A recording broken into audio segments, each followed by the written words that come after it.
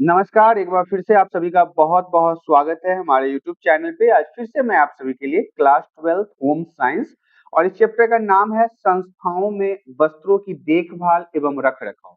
ये चैप्टर 10 है नए सिलेबस के अनुसार। तो आइए शुरुआत करते हैं इस चैप्टर के सबसे महत्वपूर्ण पॉइंट से। सबसे पहले आपको इस चैप्टर में प्रस्तावना के बारे में जानना है कि आखिर अगर इस चैप्टर में वस्त्रों को लेके अगर रख-रखाव की बात हो रही है, चाहे वो कोई संस्था कर रहा हो या कोई इंसान अपने घर में कर रहा हो या फिर उसके रख-रखाव की बात हो रही हो, तो इसकी प्रस्तावना के बारे में जान लेते हैं। तो हम सभी को पता है कि परिवार में पोशाक अर्थात कपड़े और घरेलू उपयोग में आने वाले कपड़ों के बारे में सब भली-भांति जानते हैं। हम सभी के घर में किसी न किसी रूप में कपड़े और पोशाक का उपयोग होता है। आप भी यह बात जानते होंगे कि कुछ विशिष्ट प्रकार के कपड़े भी होते हैं, मतलब कुछ अलग-अलग प्रकार के भी कपड़े होते हैं औद्योगिक उद्देश्यों के लिए कुछ संस्थाओं के आंतरिक भाग में ऊष्मा और ध्वनि को रोधित करने के लिए और अस्पतालों में पट्टियां हो गया, मास्क हो गया, इन सभी चीजों के लिए किसी न किसी प्रकार के कपड़े का उपयोग होता है। देखिए, घर में जो हम शर्ट, पैंट, साड़ी, सूट जो भी पहनते हैं, इसके अलावा भी तो कपड़ों का काम होता है। जैसे कि आवाज को रोकने के लिए, इसके अलावा अस्पतालों में जो पट्टियाँ होती हैं, गरम पट्टियाँ होती है या फिर जो अभी कोरोना में आपने मास्क वगैरह का उपयोग किया है, ये सभी कहीं न कहीं तो कपड़ों के माध्यम से निर्माण में लाया जाता है। तो क्योंकि विशेष गुणों वाले कपड़ों का विशेष प्रयोग होता है। अगर किसी कपड़े का विशेष गुण है, जैसे कुछ कपड़े ऐसे होते हैं जिनसे आग बुझाने का काम होता है, तो वो विशेष प्रयोग में लाए जाते हैं और इसी कारण से जब कपड़े का कोई विशेष गुण हो तो उसे विशेष कामों के लिए ही चयन किया जाता है, चुना जाता है। तो ये सारी चीजें जो है आपको इसके प्रस्तावना के बारे में पढ़ना है। अगला स्लाइड हमारा कहता है मूलभूत संकल्पनाएं। तो देखिए, वस्त्रों की धुलाई एक विज्ञान और कला दोनों है। अगर विज्ञान की बात कर ले तो कपड़े धोना एक वैज्ञानिक तरीके से भी आता है और कला दोनों भी है, मतलब स्किल्स भी है। यह विज्ञान भी है क्योंकि वैज्ञानिक सिद्धांतों और तकनीकों के प्रयोग पर आधारित है। आपने घर में देखा होगा कि वॉशिंग मशीन होता है, तो वॉशिंग मशीन तो टेक्नोलॉजी की ही देन है। कहीं न कहीं टेक्नोलॉजी के माध्यम से उसे बनाया गया है। और अगर वैज्ञानिक सिद्धांतों की आप बात कर लेते हैं, तो आजकल के समय में जितने भी डिटर्जेंट अवेलेबल हैं, जितने भी मार्जक अवेलेबल हैं, जितने भी साबुन अवेलेबल हैं जो कपड़ों को साफ वगैरह करते हैं, वो तो कहीं न कहीं वैज्ञानिक सिद्धांतों, केमिकल रिएक्शन और केमिकल लोचे से ही बनाया जाता है। तो यह एक कला भी है। अब कला क्यों है? क्योंकि सौंदर्य पूर्वक रुचिकर परिणाम प्राप्त करने के लिए इसके अनुप्रयोग में कुछ कौशल से संबंधित निपुणता की भी आवश्यकता होती है। मान लीजिए, अगर हम वैज्ञानिक तरीकों की बात कर लें तो ठीक है, हमें वॉशिंग मशीन वैज्ञानिकों ने बना के दे दिया। टेक्नोलॉजी के हिसाब से हमारे पास एक फुल्ली ऑटोमेटिक टॉप लोड हमारे पास वॉशिंग मशीन है। अब उसमें हमने कपड़े डाले, हम उसमें डिटर्जेंट डाल दिया, कपड़े साफ हो गया। इसका क्या मतलब, आप निकालते उसे तो नहीं पहन लोगे। उसके बाद उसे सही तरीके से इस्त्री करना, उसे सही तरीके से मोड़ना, सही तरीके से पानी में धोना, ये एक स्किल्स है जो इंसानों के द्वारा होता है। इसीलिए इसे हम कला के रूप में जानते हैं। घरेलू स्तर पर अधिकांश धुलाई हाथ से की जाती है। अगर हमारे घर में कपड़े भी धोए जाते हैं तो देखिए, ये सब तो है कि टेक्नोलॉजी के माध्यम से हम कपड़े धो रहे हैं, लेकिन आज भी भारत के सभी घरों में तो ये वॉशिंग मशीन वगैरह नहीं है ना। और अगर वॉशिंग मशीन है भी तो सारे कपड़े वॉशिंग मशीन में साफ नहीं होते। अगर आप मेरी ही बात कर लो तो मुझे वॉशिंग मशीन का धोया हुआ कपड़ा पसंद नहीं आता, क्योंकि जब तक मैं अपने कपड़े हाथों से नहीं धोता या धुलवाता हूँ तब तक मुझे संतुष्टि प्राप्त नहीं होता। तो इसीलिए कहा जाता है कि घरेलू स्तर पर जितने भी कपड़े होते हैं वो तो हाथों से ही धोए जाते हैं, जिसमें लोग क्या करते हैं, बाल्टी जो होता है, बकेट जो होता है, उस या फिर तसला हो गया या चिलमोचिया हो गया, इस पे रगड़ने से लोग उसको धोते हैं। हाथ से मिचकारना हो गया, रगड़ना हो गया, ब्रशों के माध्यम से उसको रगड़ना हो गया, इन सभी चीजों के माध्यम से लोग कपड़ों को धोते हैं। कुछ मामलों में मूल धुलाई की मशीनों की भी प्रयोग की जाती है। हाँ, अभी तो मैंने आपको बताया है कि कुछ मामलों में कपड़े को मशीनों में भी धोया जाता है, लेकिन आप इस बात को बिल्कुल नकार नहीं सकते कि आज भी हमारे भारतीय घरों में कपड़े जो है वो बाल्टियों में ही ज्यादातर धोए जाते हैं और वो सही भी होता है। वस्त्रों की देख रेख और रख रखाव, उसके रेशों, वस्त्रों की देख रेख एवं रख रखाव, उनके रेशे की मात्रा, धागा का प्रकार और वस्त्र निर्माण में कौन सी तकनीक इस्तेमाल की गई है, वस्त्रों द्वारा दी गई सुसज्जा या फिर परिसज्जा आप कह सकते हैं, जहां उनको उपयोग में लाना है, इस सब बातों पर भी निर्भर करता है। देखिए, कपड़ों की जो धुलाई है, हम सभी के घर में कुछ न कुछ ऐसे कपड़े होते हैं, आम आदमी जो हम लोग हैं, हमारे घर में कुछ न कुछ ऐसे कपड़े होते हैं जो खास किसी मकसद के लिए हम पहनते हैं, वो रेगुलर यूज में नहीं लाते हैं। तो आपको पता है वैसे कपड़े थोड़े महँगे भी होते हैं, जो डेली यूज में हम उपयोग नहीं कर सकते। इस कारण से उसकी धुलाई भी हम ड्राई क्लीनर से करवाते हैं, मतलब ड्राई क्लीन करवाते हैं, उसमें थोड़ा ज़्यादा पैसा भी लगता है, जिसे ज़्यादातर लोग लॉन्ड्री भी कहते हैं। तो ये सारी चीज़ें कपड़ों के ऊपर भी निर्भर करता है कि अगर कोई ऐसा कपड़ा जिसमें बहुत ज़्यादा काम किया गया हो, बहुत ज़्यादा जरी का काम किया गया हो, बहुत ज़्यादा पतले धागे लगाए गए हों, उसे अगर ऐसे हम बाल्टी वगैरह में डाल के मिचकार दें, उलट दें, पलट दें, ब्रश मार दें, तो धुलने के बाद पता चलेगा कपड़ा ही खराब हो गया। चाहे धब्बे हटाना हो गया, जल की भूमिका भी बहुत महत्वपूर्ण होती है कपड़े धोने में, क्योंकि मुख्य काम तो जल का ही होता है, साबुन का होता है, मार्जक का होता है, जिसे हम डिटर्जेंट या सर्फ के नाम से जानते हैं। इसकी उपयोगिता भी बहुत महत्वपूर्ण है। धुलाई की विधियां सुसज्जा, उपचार, इस्त्री करने और गर्म पेस्ट करने, तह लगाने से परिचित होना भी जरूरी है। देखिए, कपड़े धोने के बाद भी कई प्रकार की प्रक्रियाओं से ये कपड़े गुजरते हैं, जैसे कि इनको सही तरीके से मतलब समेट के रखना, जिसे हम कहते हैं तह लगाना। इसके बाद प्रेस करना, ये सब बहुत इंपॉर्टेंट है। अब इसमें मुख्यतः 3 उपकरण आते हैं, वो ध्यान दे लीजिए कि धुलाई के उपकरण, सुखाने के उपकरण और इस्त्री करने के उपकरण। ये इंपॉर्टेंट रहेगा VVI आपके लिए, 1 नंबर में ये प्रश्न आपसे पूछे। इसके अलावा मैं आपको अब धुलाई के उपकरण के बारे में बता देता हूँ कि धुलाई के उपकरण से क्या होता है। धुलाई के उपकरण की अगर बात आए तो धुलाई की मशीनें भी 2 प्रकार के मॉडल उपलब्ध होते हैं। देखिए, घरों में आजकल अगर आपके घर में नहीं है तो कहीं न कहीं तो आपने ज़रूर देखा होगा। ये तो कॉमन सी बातें हो गई है कि हर घर में आपको धुलाई की मशीन मिल जाएगी, खासकर शहरों में तो बहुत ज़्यादा। तो देखिए, एक तो होता है, मैंने अभी आपको बताया कि धुलाई की जो मशीन होती है वो 2 प्रकार के होते हैं। ऊपर से भराई वाले, जो मशीन के ऊपर से अगर हो तो उसे हम आप टॉप लोड कह सकते हैं, और अगर आप सामने से कपड़े डालते हैं मशीन में तो उसे आप फ्रंट लोड कहेंगे। आजकल के समय में अगर आप मॉल वगैरह जाते हो डिटर्जेंट लेने, तो आपसे वहां पे पूछेगा कि आपकी मशीन किस प्रकार से काम करते हैं, टॉप लोड है, फ्रंट लोड है। टॉप लोड के लिए लिक्विड अलग से आता है, फ्रंट लोड के लिए लिक्विड अलग से आता है। और अगर टॉप लोड और फ्रंट लोड की भी बात हो रही है तो इसकी मशीनें भी 3 प्रकार की होती है। टेक्नोलॉजी धीरे धीरे बढ़ रही है। ये मशीनें कितने प्रकार की है? 3 प्रकार की। 1 नंबर का यहाँ पे VVI क्वेश्चन आपका ऑब्जेक्टिव तैयार हो गया है, आपसे पूछा जा सकता है धुलाई के उपकरण की मशीनें जो है वो वर्तमान समय में कितने प्रकार की होती है, तो आप बताएंगे 3 प्रकार की होती है। पहला है पूर्णतः स्वचालित। पूर्णतः स्वचालित को इंग्लिश में फुल्ली ऑटोमेटिक कहते हैं। इस मशीनों में प्रत्येक बार उपयोग करने अर्थात पानी भरने, पानी का निश्चित ताप पर गर्म करने, धुलाई चक्र, खंगालने की संख्या के लिए नियंत्रण एक बार सेट करना पड़ता है। मतलब आप समझ लीजिए ना, ये सारा काम जो है ना वो भगवान करके दे रहे हैं आपको। आपने मशीन का ढक्कन खोला, कपड़े डाल दिए, आपको ढक्कन बंद करने की भी जरूरत नहीं है, ये सब कुछ ऑटोमेटिक कर लेगा। ऐसा ही एक मशीन मेरे पास भी है, और मैं आपको बताना चाहूंगा, मुझे इसकी बहुत ज्यादा नॉलेज तो नहीं है क्योंकि मैंने कभी चलाया ही नहीं मशीन, मेरे समझ में नहीं आता, उसमें बहुत सारे बटन वगैरह हैं। तो इसमें क्या होता है, मैं जो देखता हूँ वो बता रहा हूँ आपको। इसमें एक बार कपड़े हमने जमा किए, उसके मशीन के अंदर डाल दिया, ढक्कन भी अपने आप लग जाएगा, टाइमर भी अपने आप सेट हो जाएगा, पानी भी वो खुद ही ले लेता है। उसका बस वो जो पाइप होता है उसे हमें टब में सेट करना होता है, उसके बाद वो ऑटोमेटिक पानी लेना, पानी छोड़ना, साफ करना, सुखाना, ये सारे काम वो खुद ही कर लेता है। और उसमें आपको टाइम बता देगा कि फॉर 50 मिनट, मतलब आपको कोई काम नहीं करना है, वो अपने आप आपको बीप करके ना ऑप्शन देगा कि बीप बीप बीप बीप, आप समझ जाइए आपका कपड़ा ओके है। हाँ, लेकिन ये है कि मेरे वाले में तो अभी आयरन करके नहीं दे रहा है, इस्त्री नहीं हो रहा है, शायद ऐसा भी मशीन आ गया होगा।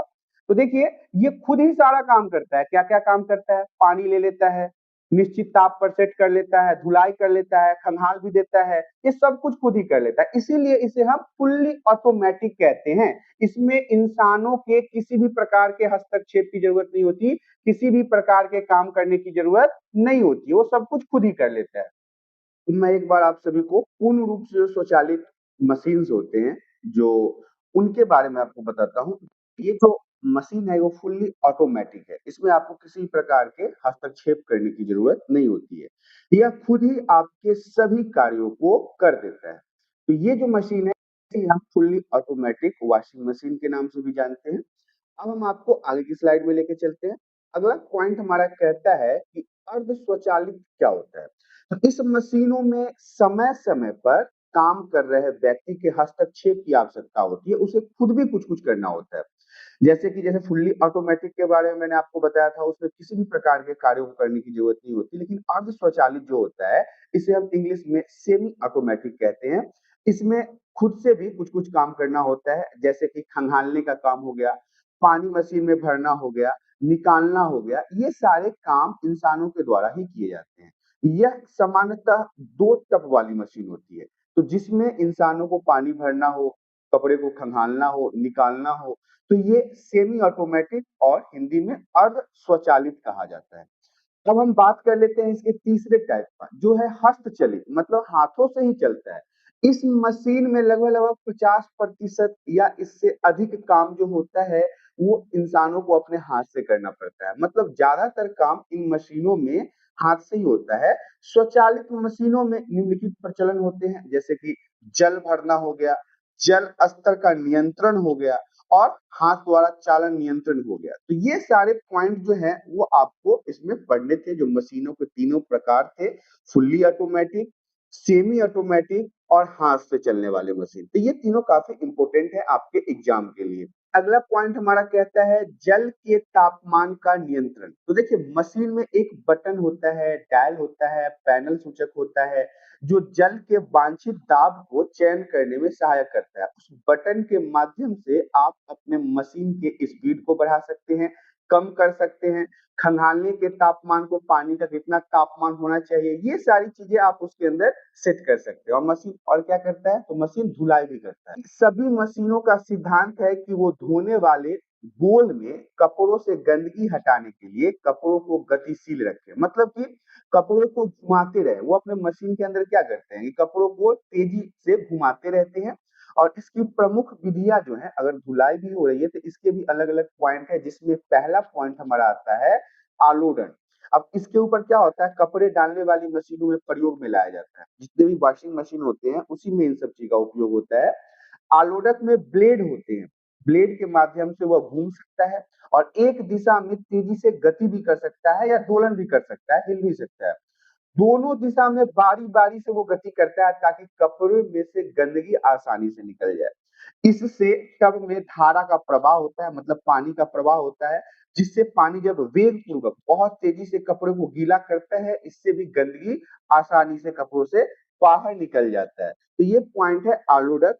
अगला पॉइंट हमारा है स्पंदन। ये वीवीआई रहेगा, 1 नंबर में पूछा जा सकता है। यह भी ऊपर से भरने वाली मशीनों में प्रयोग में लाया जाता है, मतलब टॉप लोड मशीन में इसका उपयोग होता है। गति ऊर्ध्व स्पंदन द्वारा की जाती है, जो बहुत तेज ऊर्ध्व गति करता है और इसके माध्यम से कपड़ों के अंदर मौजूद गंदगी जो है वो बाहर निकलना शुरू हो जाता है। तीसरा पॉइंट हमारा है अवपातन, जिसे हम इंग्लिश में टबलिंग भी कहते हैं।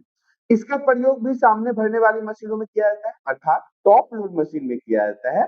धुलाई क्षितिज अवस्था में रखे बेलन में होती है, जो छिद्र युक्त होता है। मशीन के अंदर काफी छोटे छोटे छिद्र होते हैं जो इन गंदगियों को बाहर निकालने के लिए काम मददगार होते हैं। और आंशिक रूप से भरे टब में यह घूमता रहता है।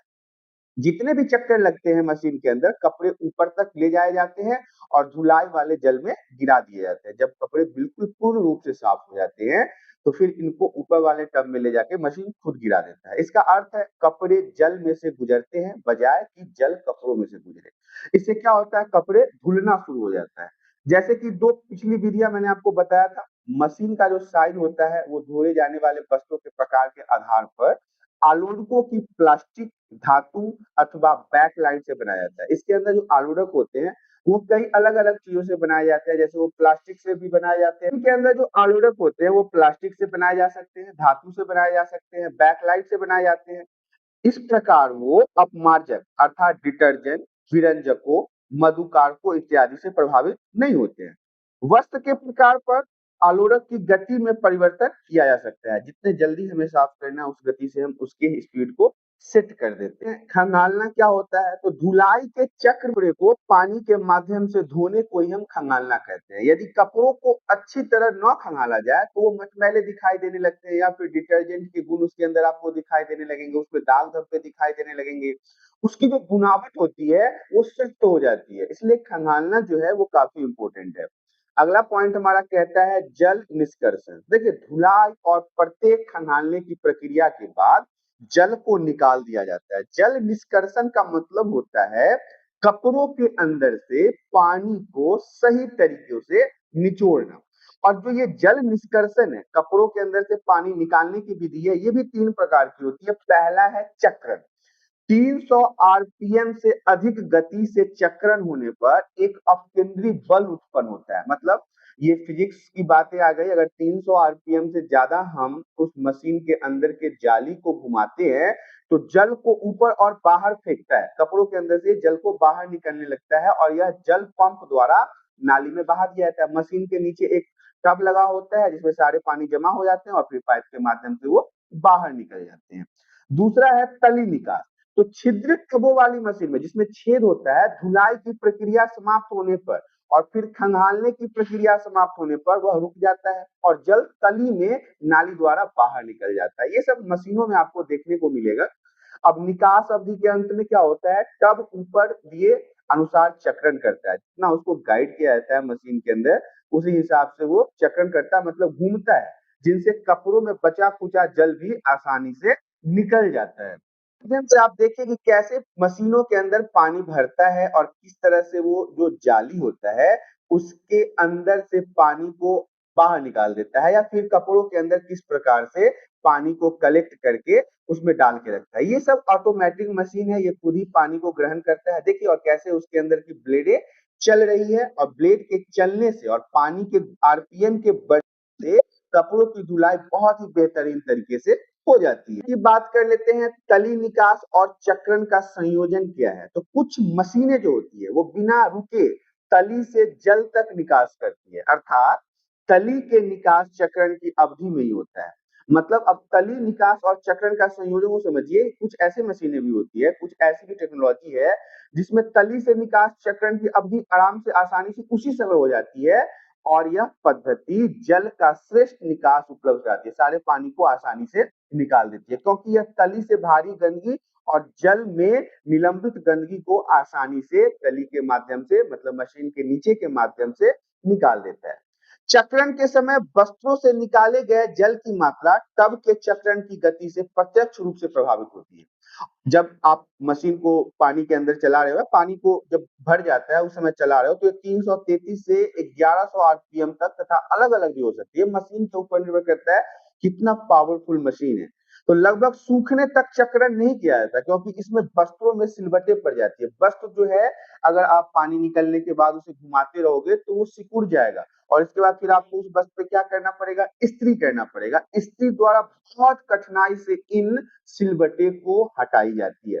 अक्सर आपने देखा होगा कुछ ऐसे कपड़े जो सूती वगैरह हो या सिल्क वगैरह हो, उसे यदि आप मशीन में साफ करते हैं और उसी के अंदर से आप पानी निकालने का भी काम करते हैं तो कपड़ों में काफी सिलवटें आ जाती है और यह फिर इस्त्री के माध्यम अर्थात आयरन के माध्यम से ही निकाला जाता है। क्योंकि गति जो है वो कम से कम उस समय 600 से 620 आरपीएम होती है। सुखाने के उपकरण और प्रक्रिया खुले में सुखाने के अलावा व्यापारिक और संस्थागत स्तरों पर वस्त्रों के सुखाने के लिए शुष्क को, जिसे हम ड्रायर कहते हैं, इसका प्रयोग किया जाता है। देखिए, अगर छोटे मात्रा में या लघु रूप से या फिर घर के कपड़ों को सुखाना हो तो आप तो घर में भी सुखा सकते हैं, आसानी से मशीन में सुखा सकते हैं। लेकिन यदि किसी संस्था का कपड़ा है, किसी व्यापार का कपड़ा है, किसी होटल का कपड़ा है, किसी हॉस्पिटल का कपड़ा है, ऐसे में कपड़ों की संख्या बहुत ज्यादा हो जाती है और इस समय आपको बाहर के ड्रायर, जिसको हम शुष्क को कहते हैं, इनका उपयोग करना होता है। और ये शुष्क जो है, जो ड्रायर है, ये भी 2 प्रकार से परिचालन होते हैं। पहला तो इस्त्री करना और गर्म प्रेस करने के माध्यम से भी आप कपड़ों को सुखा सकते हैं।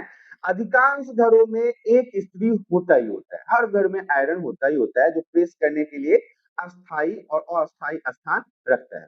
इस्त्री करना एक प्रक्रिया है जिससे वस्त्रों के प्रयोग में जितने सिलवटें पड़ जाती है उन सभी को समतल या फिर साफ करने के लिए किया जाता है। अक्सर हम स्त्री जो है, आयरन जो है, इसका उपयोग क्यों करते हैं? ताकि हम कपड़ों पे मौजूद सिलवटों को समाप्त कर सकें।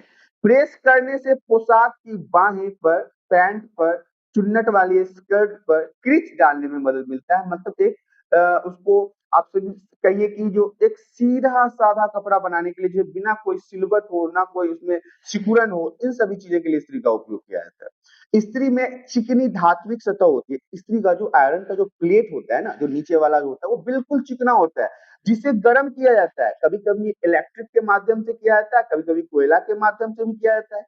अधिकांश विद्युत इस्त्रियाँ जो होती है, उनके भीतर ही ताप अस्थायी बना होता है। मतलब कैसे उसे कंट्रोल करेंगे, इन सभी चीज़ों का उपयोग उसके अंदर ही होता है और फिर यह क्या करता है, कपड़ों के लिए उपयुक्त समायोजन कर लेता है। किस टेम्परेचर पर कपड़े को प्रेस करना है, सिलवटें हटाना है, सीधा करना है, ये वो खुद ही कर लेता है। अब हम आपको ऐसे मशीन के बारे में बता रहे हैं जो कैसे कपड़े को सुखाता है, उसे देख लीजिए। ये ड्राई क्लीन वाले कपड़े हैं, जिसके माध्यम से कपड़ों को ड्राई क्लीन करके, सुखा के, निचोड़ के बढ़िया से अच्छी तरह से बाहर लाया जाता है।